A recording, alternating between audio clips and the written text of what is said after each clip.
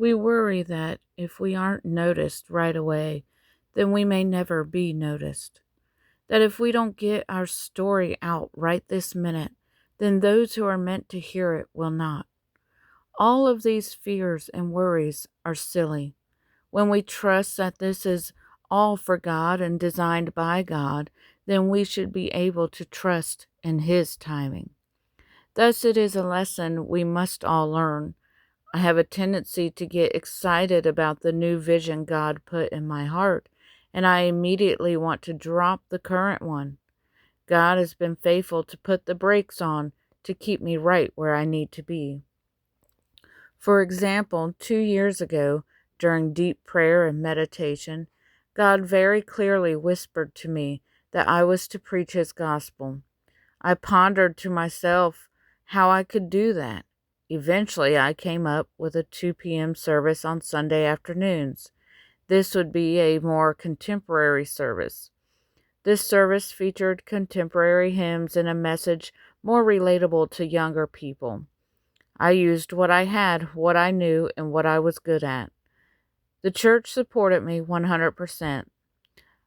My sound guy would come back at 2 o'clock after the main service had ended just to help me out, and my grandma faithfully sat through every single sermon. In the course of 2 years, I think maybe only 5 people attended on random occasions. I struggled with this. I saw the vision clearly. The dream was in my heart. I heard God clear as day. Then why was no one attending? I have personally reached out to everyone that I knew to announce the new service. My ego took a huge hit as week after week I spoke to an almost empty room.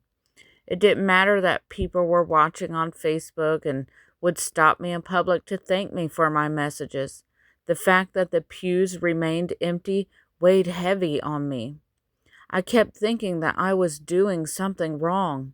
I would even try different things that I had seen other pastors do, and still nothing seemed to be working. During that 2 year time period, I had flooded my social media feeds with church content. I was watching other preachers and trying to learn from them. What I didn't realize was that I was actually comparing myself to them.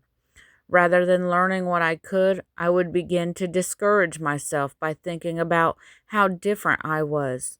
I also began to feel inferior, like I didn't have enough Bible education or church experience. I also came to recognize that there aren't very many female pastors. There are also people who strongly believe that women aren't supposed to be pastors according to the Bible. This claim was a struggle because it caused me to question my calling. Did I really hear God call me to be a pastor, or was that just wishful thinking? To be honest, becoming a pastor has never been on my radar. I would often wonder, how did anyone get called by God to become a pastor?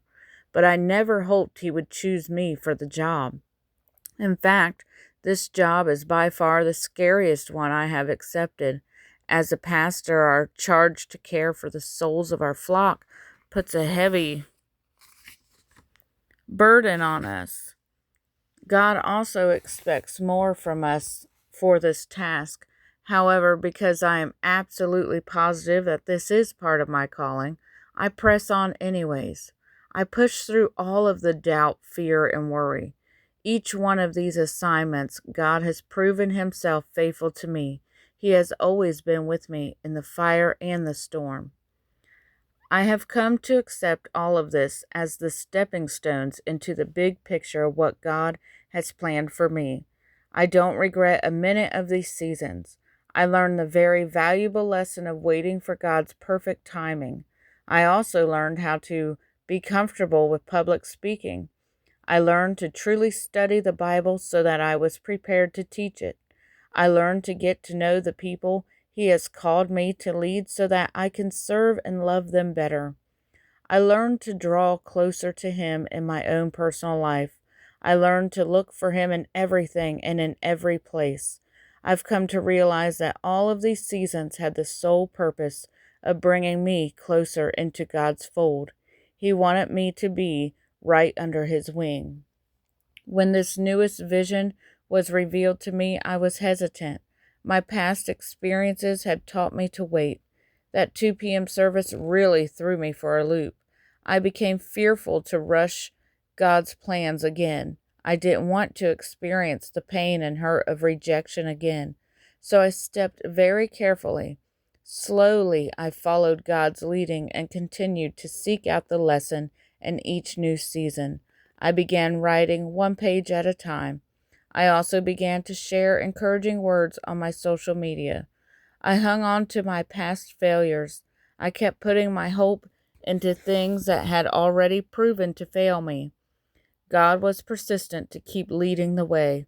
When I was ready to take a leap of faith, He presented me with an open door labeled with this vision. I had the choice to walk in or linger behind. I knew it was time to jump in head first and to never look back. Since that day, I have been met with challenges that beg me to stay the same. They beg me to stay there with the same people and the same problems. But God keeps giving me confirmation after confirmation that this is the right path for me now.